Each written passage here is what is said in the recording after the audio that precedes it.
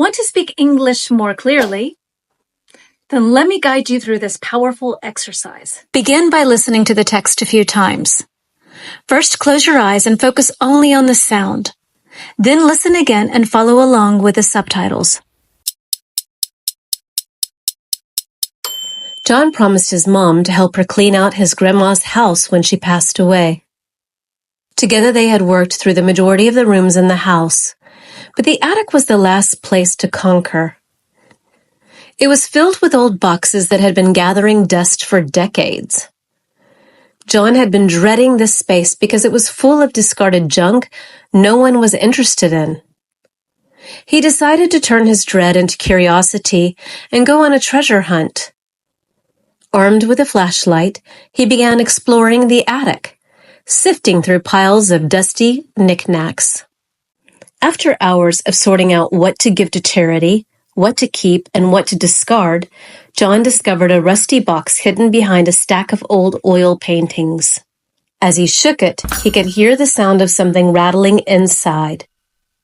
He looked around for something to smash the lock, but then remembered the chest must have been kept under lock and key for a reason. Suddenly, he recalled seeing an old skeleton key in the kitchen drawer while cleaning earlier. Rushing downstairs, John grabbed the key and hurried back to the attic. With a satisfying click, the lock sprang open, revealing a collection of antique coins. His jaw dropped as he quickly searched online to identify them. These weren't just ordinary coins. They were rare, limited edition treasures.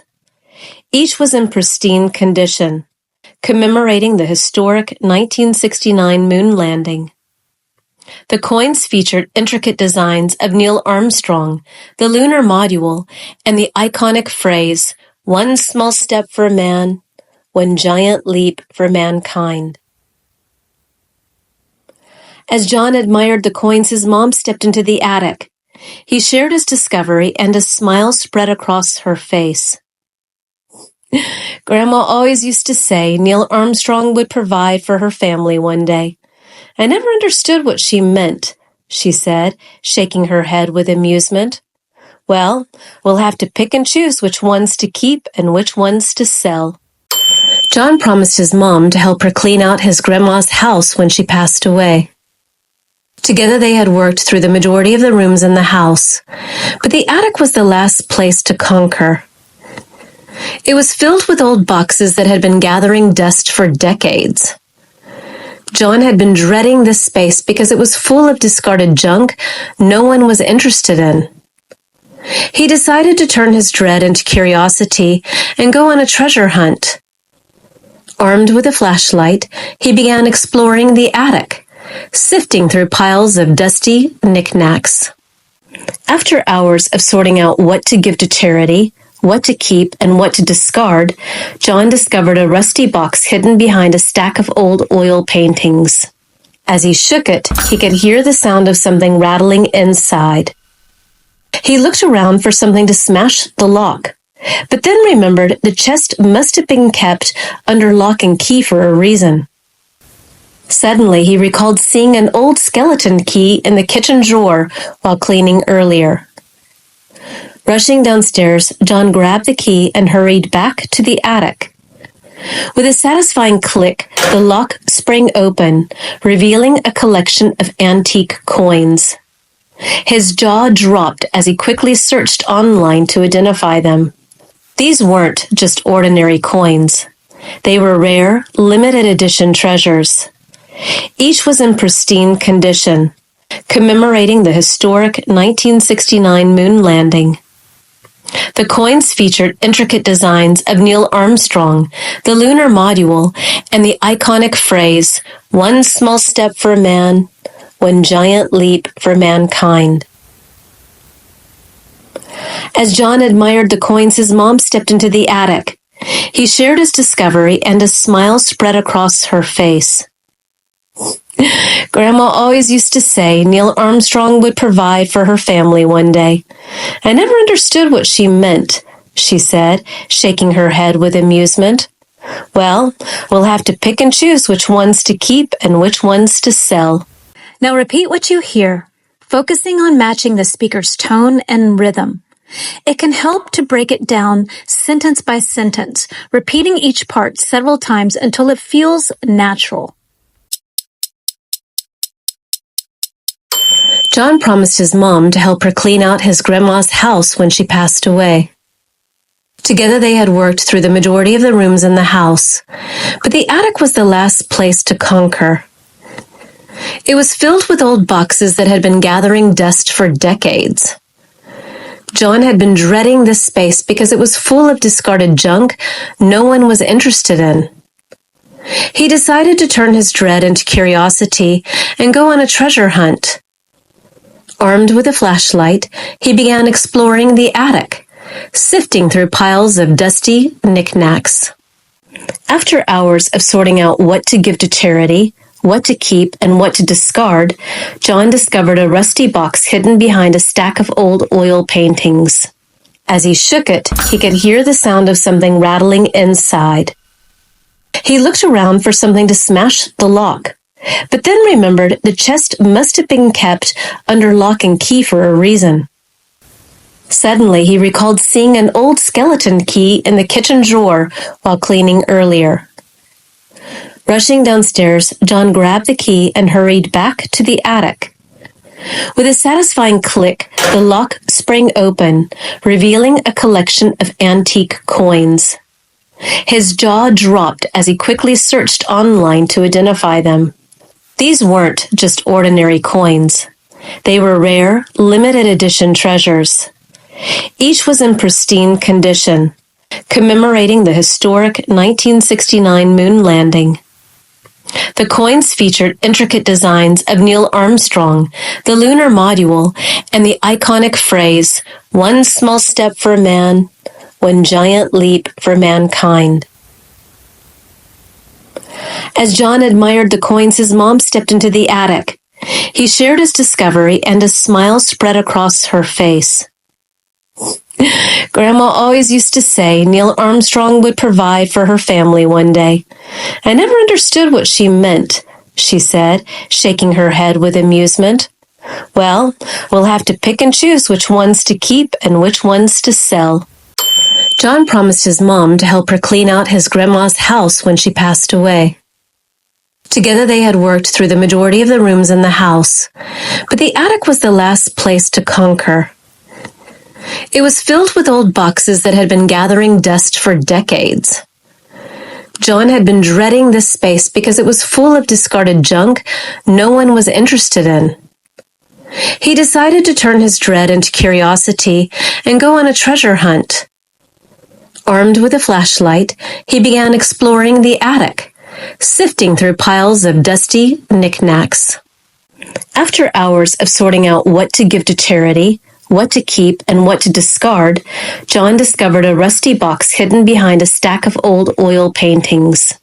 As he shook it, he could hear the sound of something rattling inside. He looked around for something to smash the lock, but then remembered the chest must have been kept under lock and key for a reason. Suddenly, he recalled seeing an old skeleton key in the kitchen drawer while cleaning earlier. Rushing downstairs, John grabbed the key and hurried back to the attic. With a satisfying click, the lock sprang open, revealing a collection of antique coins. His jaw dropped as he quickly searched online to identify them. These weren't just ordinary coins. They were rare, limited edition treasures. Each was in pristine condition, commemorating the historic 1969 moon landing. The coins featured intricate designs of Neil Armstrong, the lunar module, and the iconic phrase, "One small step for man, one giant leap for mankind." As John admired the coins, his mom stepped into the attic.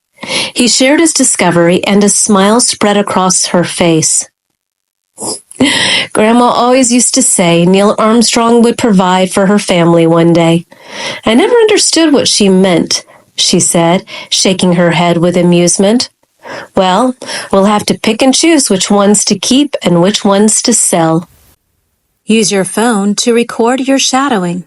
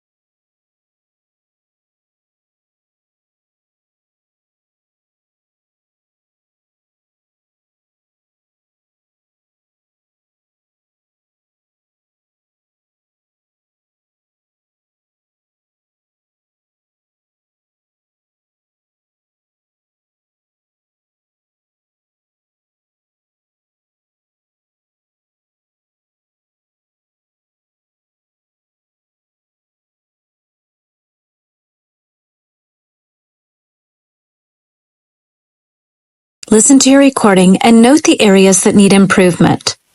If certain words or sentences are tricky, go back and repeat them until you get comfortable.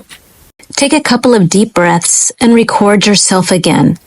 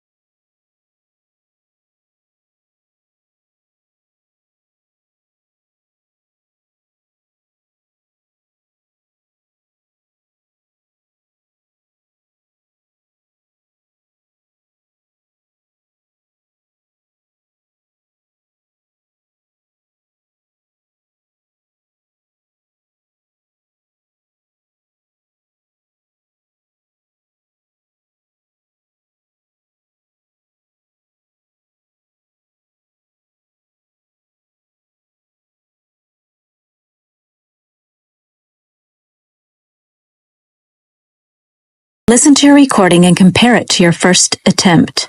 If you notice progress, take a break and try again in a day or two. If you'd like to repeat it now, then go ahead and do that. If you made it to the end of this video, congratulations. I just really want to emphasize that these exercises are not about trying to get you to sound exactly like a native speaker. They're just an opportunity to help you to improve your confidence and your communication skills. That's all. I hope to see you next week. Subscribe so you don't miss out.